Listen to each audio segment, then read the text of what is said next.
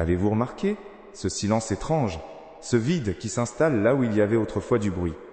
Les invitations qui se raréfient, les conversations qui s'essoufflent, comme une radio qui perd lentement le signal.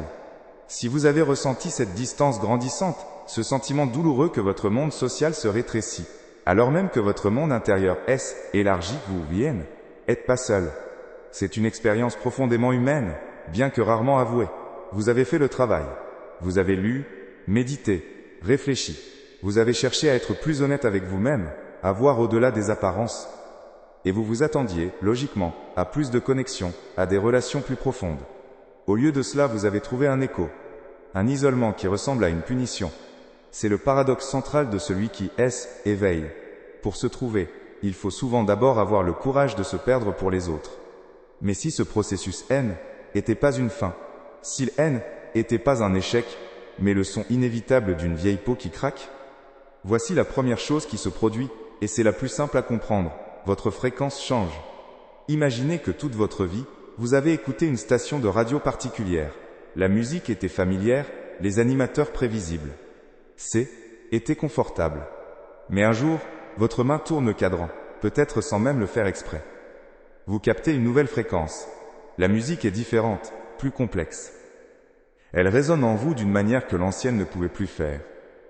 Le problème, c'est que la plupart des gens de votre entourage sont toujours branchés sur l'ancienne station. Ils ne peuvent tout simplement plus vous entendre clairement. Et vous, les conversations sur la pluie et le beau temps, les plaintes répétitives, les drames superficiels, tout cela vous parvient comme un grésillement lointain et irritant. Ce n'est la faute de personne. C'est une simple question de résonance. Vous ne vibrez plus à la même hauteur. Les anciens sages parlaient de cela, non pas avec des termes de physique, mais avec la poésie de l'eau, âme. Ils disaient que le faucon ne peut pas converser avec le moineau, non pas parce que l'un est supérieur à l'autre, mais parce qu'ils habitent des ciels différents. Et dans votre monde, aujourd'hui cela se traduit par ce moment gênant dans un dîner, où vous réalisez que vous n'avez plus rien à dire. Non pas par arrogance, mais par épuisement. L'effort de vous accorder à leur fréquence est devenu trop coûteux. Mais voici où cela devient plus subtil. Le deuxième changement, plus profond, est la mort du performeur. Pendant des années, peut-être des décennies, vous avez joué des rôles pour survivre socialement. Le rôle de l'ami toujours disponible. Le rôle de celui qui est toujours d'accord. Le rôle du boute-en-train, du confident, du sage, du rebelle. Ces masques étaient des outils de connexion. Ils vous permettaient de vous intégrer. Mais, à mesure que votre conscience s'affine, le poids de ces masques devient insupportable. Les porter vous drainent de votre énergie vitale. Vous commencez à dire non. Vous commencez à exprimer des opinions qui ne sont pas populaires. Vous commencez à choisir le silence plutôt qu'un rire forcé. Pour les autres, c'est déroutant.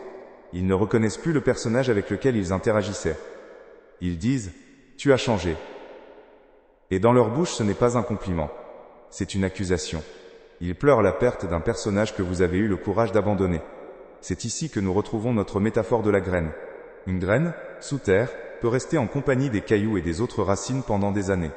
Mais lorsque son impulsion de vie éveille, elle doit briser la croûte du sol. Elle doit laisser derrière elle le confort sombre et familier pour chercher la lumière. Ce faisant, elle devient seule, un instant. Une tige fragile et unique dans un monde immense. Elle ne rejette pas la terre, elle répond à l'appel du soleil. Vous ne rejetez pas vos amis, vous répondez à l'appel de votre âme. Et c'est là que la peur s'installe vraiment. Car si vous n'êtes plus le personnage, qui êtes-vous pour eux? Et plus effrayant encore, qui êtes-vous pour vous-même? Maintenant, observez ce qui arrive aux autres en votre présence. C'est le troisième phénomène, l'effet miroir. Une personne authentique, simplement par sa présence, agit comme un miroir. Votre calme met en lumière leur agitation. Votre honnêteté révèle leurs petits arrangements avec la vérité. Votre courage de changer expose leur peur de rester les mêmes. Ce n'est pas intentionnel. Vous ne faites rien. Vous êtes simplement là, dans votre vérité nouvelle. Et c'est profondément inconfortable pour quelqu'un qui n'est pas prêt à se voir. La réaction la plus courante n'est pas l'admiration, mais le jugement. Ils vous qualifieront d'intense, de trop sérieux, dit égoïste. Ils projetteront sur vous tout ce qu'ils ne peuvent pas affronter en eux-mêmes. C'est un mécanisme de défense, vieux comme le monde. Dans les temps anciens, les prophètes qui apportaient des vérités dérangeantes, n'étaient pas accueillis avec des fleurs, mais avec des pierres.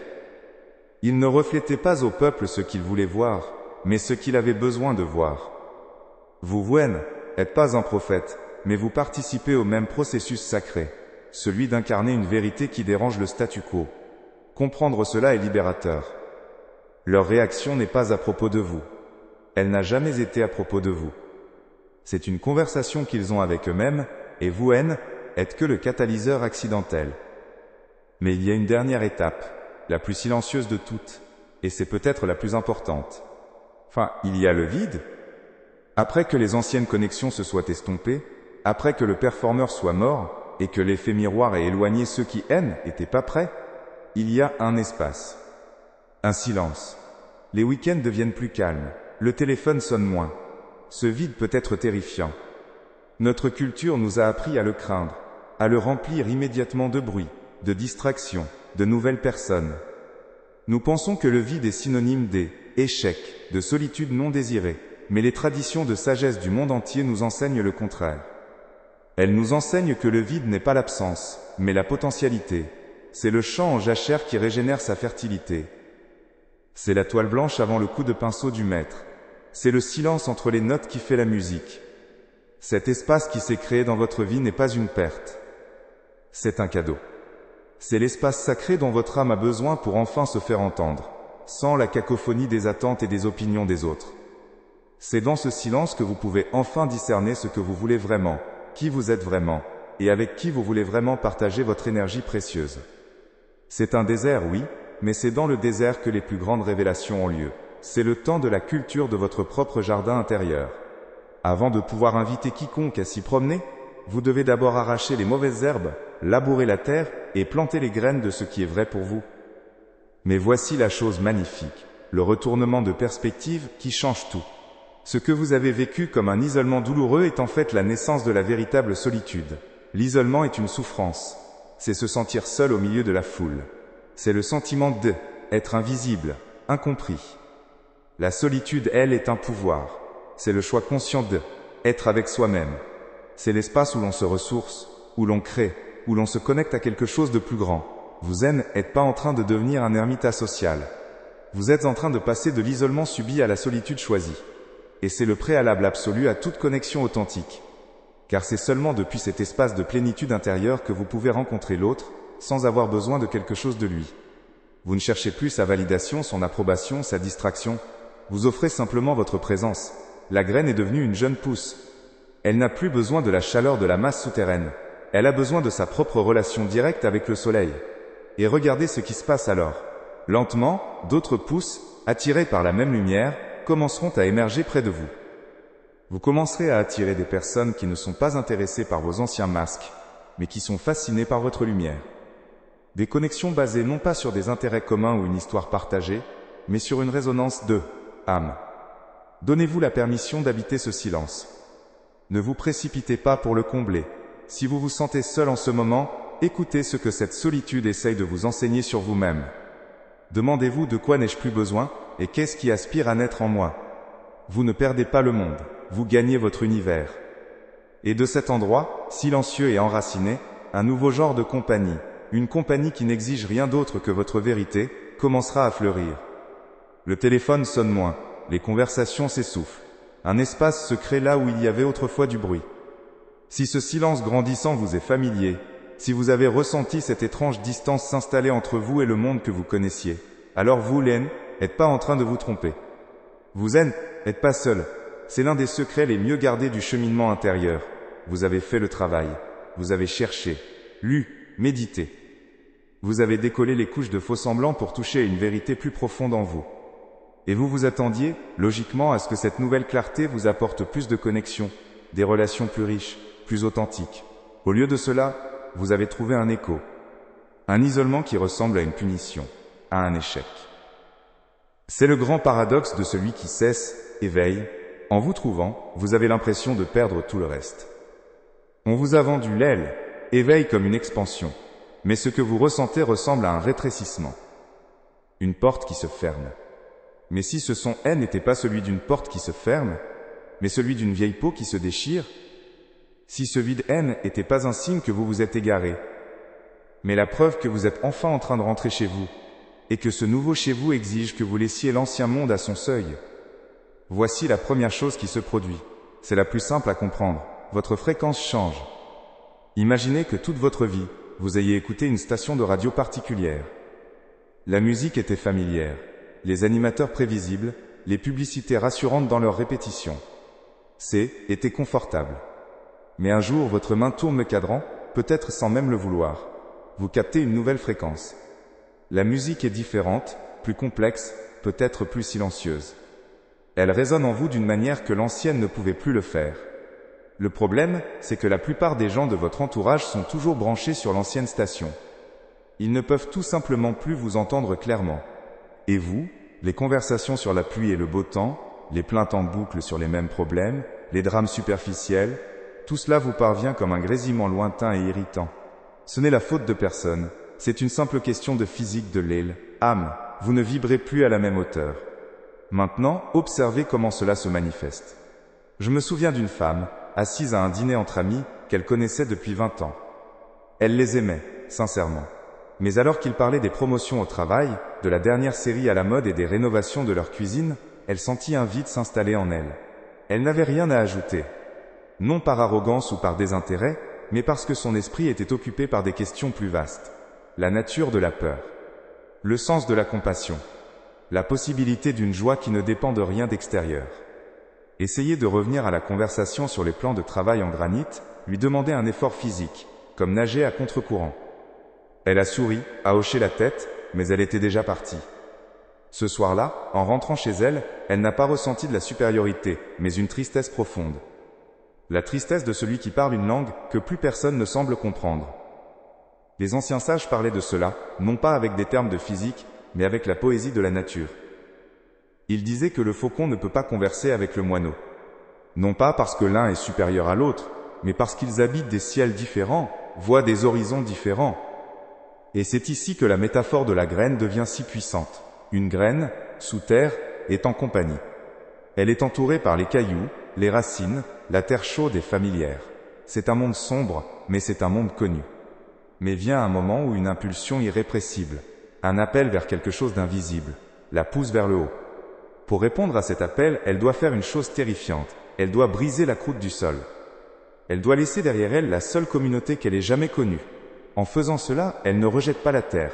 Elle répond à l'appel du soleil. Votre éloignement n'est pas un rejet de vos amis. C'est votre âme qui répond à l'appel de sa propre lumière. L'instant où la jeune pousse perce la surface, elle est seule. Fragile. Exposée. Elle n'a pas encore rencontré les autres fleurs ou les grands arbres. Elle est juste là, une singularité verte dans un monde immense. Cette phase de solitude est inévitable. C'est la physique de la croissance. Mais ce changement de fréquence n'est que la première couche, la plus mécanique. Voici où le processus devient personnel, intime et infiniment plus courageux. La deuxième transformation est plus profonde. Elle est plus intime. C'est la mort du performeur en vous. Pendant des années, peut-être des décennies, vous avez joué des rôles pour survivre socialement. Pour être aimé, pour appartenir. Le rôle de l'ami toujours disponible. Celui qui dit toujours oui. Le rôle du bout en train, qui dissipe la gêne par l'humour. Le rôle du confident sage, qui porte le fardeau des autres sans jamais parler du sien. Le rôle de celui qui est toujours d'accord, pour éviter le conflit. Ces masques haine n'étaient pas des mensonges, étaient des stratégies de survie. Ils vous ont permis de naviguer dans les eaux complexes des relations humaines. Ils étaient des outils de connexion. Mais voici ce qui se passe quand on cesse, éveille.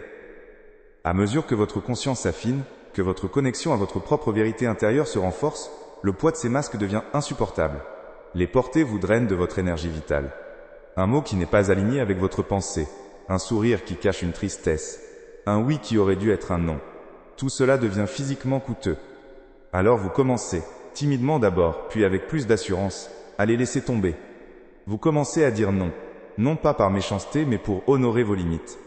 Vous commencez à exprimer des opinions qui ne sont pas populaires, non pas pour provoquer, mais parce que le silence est devenu une trahison envers vous-même.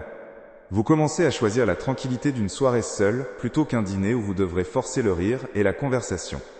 Et c'est ici que notre métaphore de la graine révèle sa pleine puissance. Tant que la graine reste sous terre, elle est en conformité. Elle est l'un des nombreux éléments du monde souterrain, en compagnie des cailloux et des autres racines. Mais lorsque son impulsion de vie éveille, elle doit faire une chose. chose radicale. Elle doit pousser. Et en poussant, elle brise la croûte du sol. Elle laisse derrière elle le confort sombre et familier, la seule communauté qu'elle ait jamais connue. Ce faisant, elle ne rejette pas la terre. Elle répond à l'appel du soleil. Vous ne rejetez pas vos amis. Vous répondez à l'appel de votre âme. Et pour les autres, cette émergence est déroutante. Ils ne reconnaissent plus le personnage avec lequel ils interagissaient. Regardez ce qui se produit alors. Ils disent la phrase fatidique « Tu as changé ». Et dans leur bouche, ce n'est pas un compliment, c'est une accusation. C'est un deuil. Ils ne pleurent pas la perte de vous, car vous êtes plus vous-même que jamais. Ils pleurent la perte du personnage que vous jouiez pour eux. Ils pleurent la perte de la fonction que vous remplissiez dans leur vie. L'ami qui les validait toujours. Le confident qui absorbait leur négativité. Le partenaire qui ne les défiait jamais. Votre authenticité nouvelle ne leur renvoie pas leur propre reflet. Elle leur renvoie le vide laissé par votre ancien masque. Et ce vide, ils le ressentent comme un abandon. Comprendre cela est crucial. Leur réaction n'est pas une mesure de votre valeur, mais une mesure de leur attachement à votre ancienne performance. Et c'est là que la peur s'installe vraiment. Car si vous êtes plus le personnage, qui êtes-vous pour eux? Et plus effrayant encore, qui êtes-vous pour vous-même? Mais avant même que vous puissiez répondre à cette question, un autre phénomène, encore plus subtil, se met en place. Un phénomène qui ne dépend plus de ce que vous faites, mais simplement de ce que vous êtes devenu. Mais voici la chose magnifique. Le retournement de perspective qui change tout. Ce que vous avez vécu comme un isolement douloureux est en fait la naissance de la véritable solitude.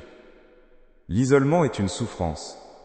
C'est se sentir seul au milieu de la foule, le sentiment être invisible et incompris. La solitude, elle, est un pouvoir. C'est le choix conscient être avec soi-même, l'espace où l'on se ressource, où l'on crée, où l'on se connecte à quelque chose de plus grand. Vous n'êtes pas en train de devenir un ermite asocial. Vous êtes en train de passer de l'isolement subi à la solitude choisie. Et c'est le préalable absolu à toute connexion authentique. Car c'est seulement depuis cet espace de plénitude intérieure que vous pouvez rencontrer l'autre, sans avoir besoin de quelque chose de lui. Vous ne cherchez plus sa validation, son approbation ou sa distraction. Vous offrez simplement votre présence, pleine et entière. C'est ici que notre graine atteint sa pleine signification. La graine est devenue une jeune pousse. Elle n'a plus besoin de la chaleur et de la pression de la masse souterraine pour se sentir exister. Elle a besoin de sa propre relation directe avec le soleil. Elle puise sa force non plus de la conformité au groupe, mais de sa connexion verticale à la lumière. Et regardez ce qui se passe alors. Lentement, presque imperceptiblement au début, d'autres pousses, attirées par la même lumière, commenceront à émerger près de vous.